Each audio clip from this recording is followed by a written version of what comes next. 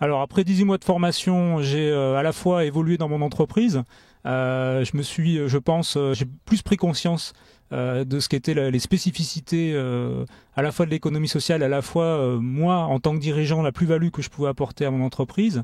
Avec le temps et avec les apports de la formation, je me suis inspiré de tous les outils qui m'ont été amenés par les modules. Je me suis inspiré aussi de la période de travail du bilan entrepreneurial, de l'apport de pratiques managériales pour, je dirais, m'accompagner dans des phases de changement dans mon entreprise. Mon entreprise a connu une période de changement, je dirais à la fois de stabilisation de son activité et de changement parce qu'on a mené un travail interne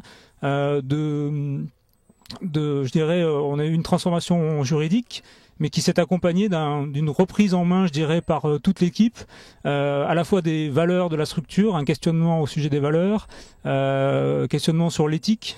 On a eu tout un temps de travail et de prise en considération, je dirais, plus systémique, plus global. L'ensemble de l'équipe s'est mieux approprié la structure.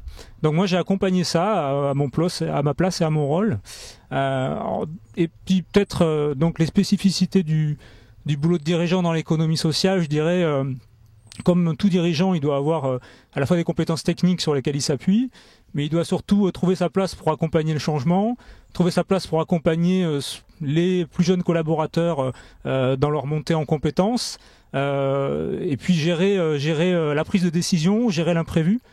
Beaucoup du boulot de dirigeant, c'est de gérer un petit peu toutes les emmerdes qui tombent sur le lot de toute entreprise, et puis gérer les imprévus. C'est vraiment le boulot du dirigeant. Et dans l'économie sociale, ça doit se faire avec beaucoup plus de dialogue, beaucoup plus de concertation, et puis une ouverture à un ensemble de parties prenantes. Parce que c'est un petit peu l'actualité de notre entreprise, c'est de dire que les utilisateurs, les bénéficiaires des services, dire que les stagiaires de la formation professionnelle sont aussi intéressés, concernés par le développement de notre entreprise et ont leur mot à dire dans la construction du projet stratégique de l'entreprise et de la structure.